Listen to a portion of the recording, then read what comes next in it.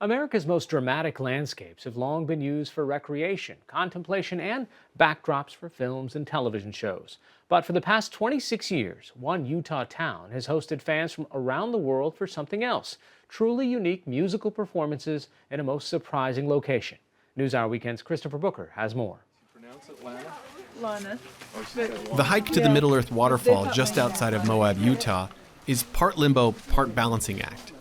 It's a half hour spent ducking under branches and sliding alongside rock faces. But the challenge is worth it. The destination, a dead end of polished red rock that is nothing short of spectacular. For years, Moab's ethereal desert landscape has served as a Hollywood backdrop and playground for outdoor enthusiasts. But today, the walls of stone will serve as one of the most breathtaking amphitheaters in the world.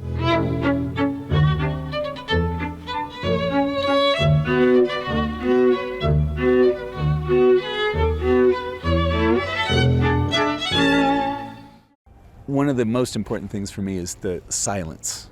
Michael Barrett is co-founder and music director of the Moab Music Festival. If you get far out into the wilderness, you have a kind of silence that we just never get to experience in our modern lives. And to have music come out of silence and to break the silences, it's enough to make you weep.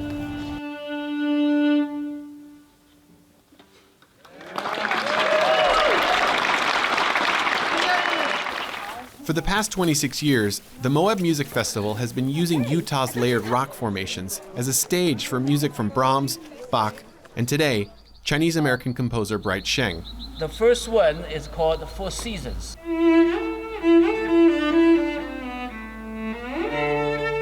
Performed by cellist Clancy Newman, Bright Sheng's composition, Seven Tunes Heard in China, was originally written for cello virtuoso Yo-Yo Ma in 1995. It originates, Sheng says, from his teenage years spent in the sweeping plains of Tibet during Mao Zedong's Cultural Revolution.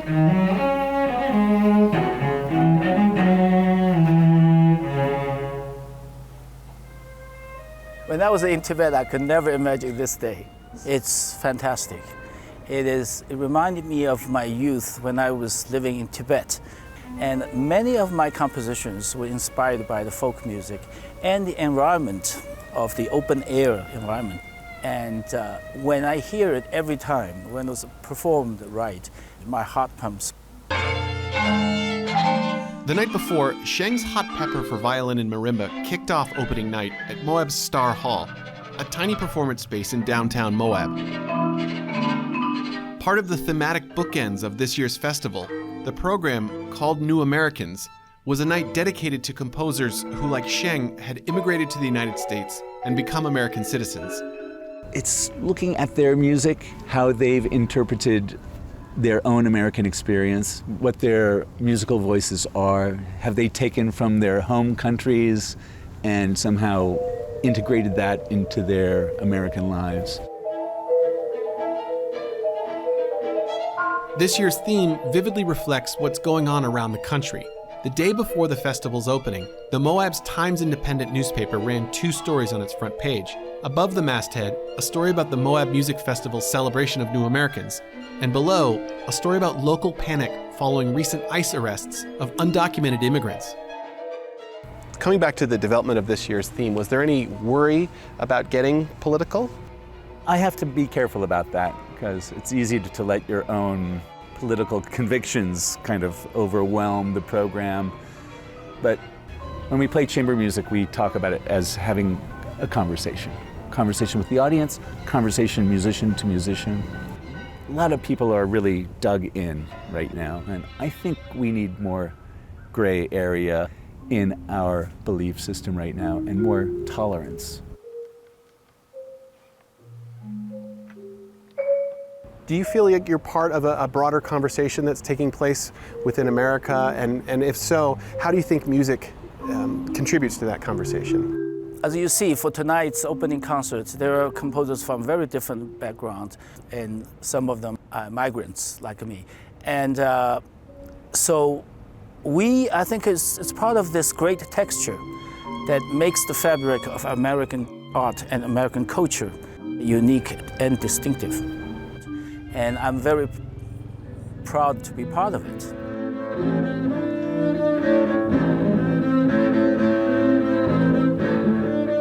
But in locations like Middle-earth, the landscape, the sky, all of the elements of Moab's wonder create something far more than a conversation. Something Moab Music Festival artistic director and viola player Leslie Tompkins says can be difficult to explain.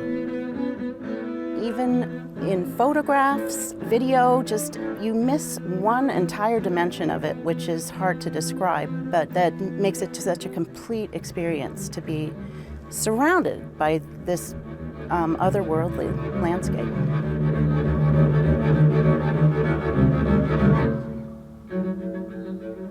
It's like a spiritual home that music can live in, and then when it becomes expressed, when it gets off the page and a musician brings it to life, acoustically, it's extraordinary.